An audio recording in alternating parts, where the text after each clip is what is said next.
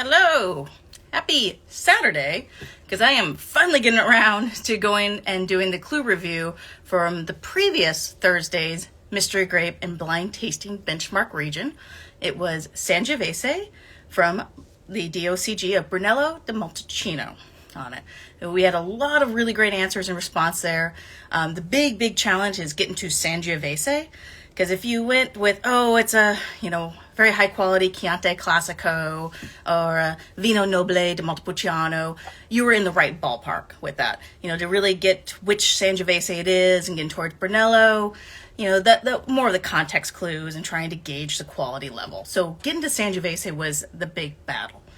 The lateral that most often popped up, we got quite a few, was for Nebbiolo from Barolo. Another high quality, high acidity, high tannins, pronounced intensity, screaming Italian with the clues. I mean, the mind goes back and forth between Barolo and Brunello. I mean, it's one of the classic blind tasting traps. And so I want to talk a little bit about that and things that might help you gauge between the two. But let's go through our clue reviews for the clues I gave you for the game for Sangiovese from Brunello. So clue number 1 was sour red cherry. And a few of you guys are catching on to me with the method to my madness. And whenever you see sour cherry as opposed to just other cherries, usually a clue for Italian, because a lot of Italian wines, that acidity plays a big role. So it's not just a juicy, sweet red cherry. It often is one more on that sour cherry angle. So that's one of the things I always encourage you guys, when you're doing your blind tastings or just doing your regular tastings at home, you know the wine in front of you and you're writing down your notes, be a little bit more descriptive beyond just writing cherry, plum, apple, lemon. What type of apple? What type of cherry? How ripe is it? Because those are clues in the glass that tell you quite a bit about the nature of the grape and particularly the climate as well. Clue number 2, red and black plums. And then also, I loved how the picture had some blood orange in there. Blood orange is something that pops up quite a bit with Sangiovese. I always think of it as like a mental Easter egg. Sangiovese, blood of Jove, blood orange is a really good note that can pop up there. It's related to some terpenes with the different orange kind of citrus notes, but often that ripe citrus, like blood orange. Some people go like satsuma and or orange oil with that. There's often just an orangey note that just kind of rings around the fruit for Sangiovese. Clue number 3 was fennel bulbs. So you're thinking of the fennel, the bulb itself and the leaves, kind of more that herbal aspect of it versus fennel seeds, which gets you more that kind of black licorice, almost anise kind of aspect of it. I wanted you to think more kind of the herbal. Clue number 4, marjoram, another herb, often a dry herb. So again, kind of thinking along that path, more herbal. For a lot of people, this was kind of what was cluing them in. Oh, we're going Italian, because a lot of Italian reds, herbal notes pop through them. Clue 5 was clove, usually associated with oak. And in Brunello, you can see a little bit of oak notes, but it's more of the spice element of oak versus the vanilla creaminess of new oak. Clue 6, leather. So you're thinking dried, little earthy, little meaty, kind of that leathery note. And so those were the flavor and aroma clues. Structure clues, medium to deep ruby. So not quite pale. Obviously with a lot of age, Sangiovese is going to lose its color pretty easily and it could get pale. But often, those newer releases of Brunello, medium, not too deep ruby. If it's really, really deep, that's when people start getting suspicious that it's not 100% Sangiovese. You think of the big Brunello scandal where they were blending other grapes. Often the clue was, here's a Brunello, it's got purple hues in it. Sangiovese is not going to go towards that really, really deep purple kind of blue hues. It's definitely more on that red side of the family. And then, of course, with age goes more garnet. Pronounced intensity, dry, high acidity, and then high coarse would probably be your WSET terminology for describing tannins. When you're doing a exam for the WSET diploma, when you write tannins, you do need to give a description of the tannins along with the level. I would usually describe the tannins of Sangiovese more as sandy, but for WSET terminology, kind of coarse, parentheses, sandy tannins. And this is often where folks try to really hone in on like Sangiovese versus, Nebbiolo or other grapes. Really great blind tasting book, Master of Wine, Nick Jackson, Beyond Flavor.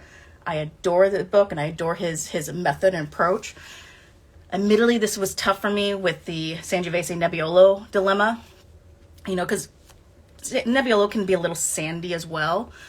Nick Jackson tries to distinguish it more between like using grains of rice. Sangiovese is more short grain, while Nebbiolo is more that sleeker, elegant, long grain. That didn't resonate for me, because when I think of rice, like short grain rice, I'm thinking risotto, then I'm thinking Piedmont, so it never clicked for me. One phrase that did click for me a little bit more with how the tannins in Sangiovese are different, and if you had both of them, facing side by side, go with your Barolo, go with your Brunello, you do start picking up your own cues. One person described Sangiovese tannin as feeling like your cat's tongue licking you. And so, encouraging my cat to lick my hand while I'm tasting the wine of Sangiovese, really, really weird, but it does kind of like click a few things. It does feel a little bit different versus the way the Nebbiolo tannins feel. But in both wines, they're going to be high. Then with body, full body, a little bit more riper fruit in Montalcino with Sangiovese, and we're going to come back to that. And then high alcohol. 14% is the start of high alcohol for the WSET scale. Easily you can top that with Brunello. There's quite a few Brunellos that are going over 15%. I had one recently that was 16%. That was just like with that climate change. So let's get to our core of the meat. Sangiovese, Nebbiolo. How do we start distinguishing them? You can kind of parse things out a little bit when you get into the different flavor aromas. There's often a more floral element that pops out of Nebbiolo. You think of the rose petals. You can get some flowers in Sangiovese, but they're a little bit more dried versus a fresher element on it.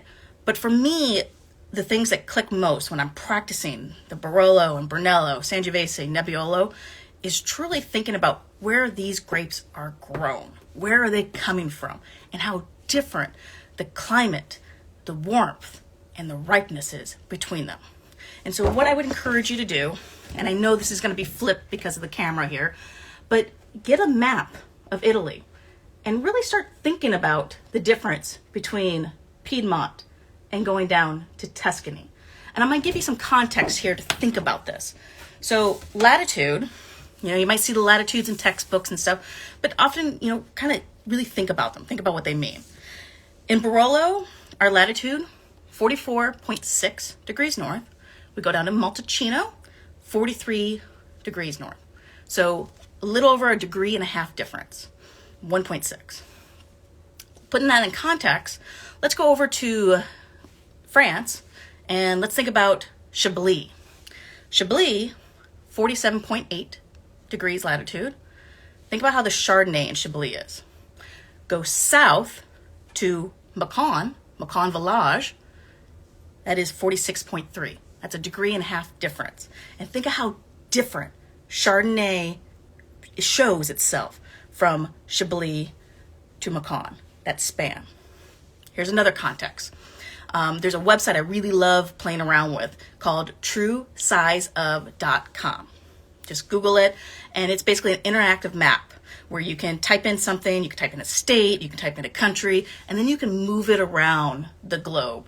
And it will show you how the true size of that country and that state is compared to other parts. Because the nature of our maps, the nature of the globe, how it distorts things, how Greenland looks so big versus Africa so small. It really puts things in great perspective.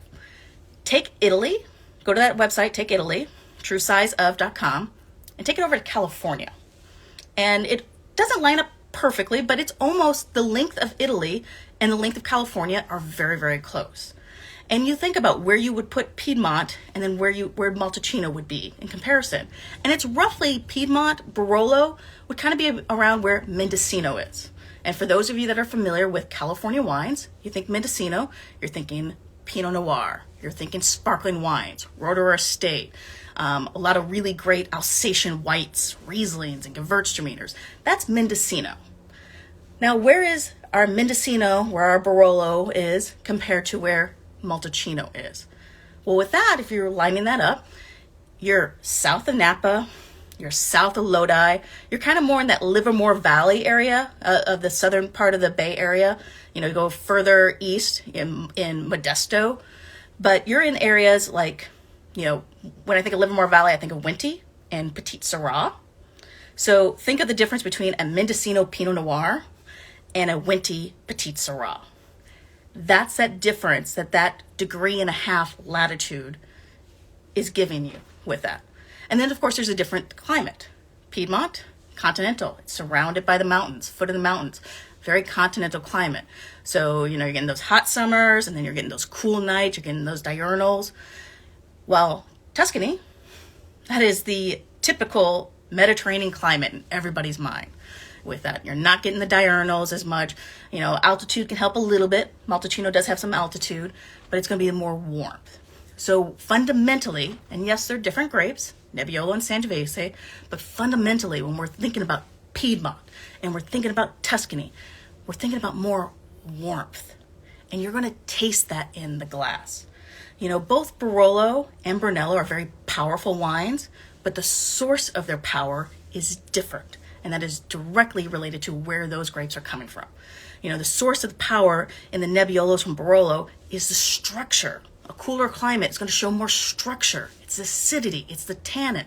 How you feel that power in the mouth for a Nebbiolo and a Barolo is derived from that structure, pushing it through. While the power from the from Brunello, from the Sangiovese, further south, is reflecting the power of that warmth and the intensity that builds up from that warmer Mediterranean climate on it. So what I encourage you when you're doing your blind tasting studies is just literally print out a map of Italy. And this is one of the wine folly maps here that I just went to Office Depot and got laminated. And just have your Barolo, have your Brunello in your glasses, taste them back and forth, and just look at this map and think about the difference of travel between the two and the difference of climate. And see how that is resonating for you in your mouth. How are you picking that up? Because you're going to taste the ripeness, the warmth, more in that Brunello than you will in the Nebbiolo. So that's my little summary for the blind tasting clues and the big Brunello versus Barolo quandary. I won't be such a slacker for this week's Mystery Grape Blind Tasting Benchmark Region, which we did Thursday here. For those of you that did that, a lot of you got the answer. Great job. That was Albarino from Rías Baixas. I will be doing the recap on Tuesday, but I'm going to have Noelle join me because she is starting a new webinar series for Elevage, explaining Spain. And her first one up is going to be northern Spain. So she's going to talk a little bit about blind tasting because a lot of you guys know with Albarino, and we saw the answers reflected there, lots of laterals. Gruner, Pinot Gris. I mean, you can just go in so many different directions. So Noelle will be with me to help kind of parse that out. So take care. Enjoy your weekend.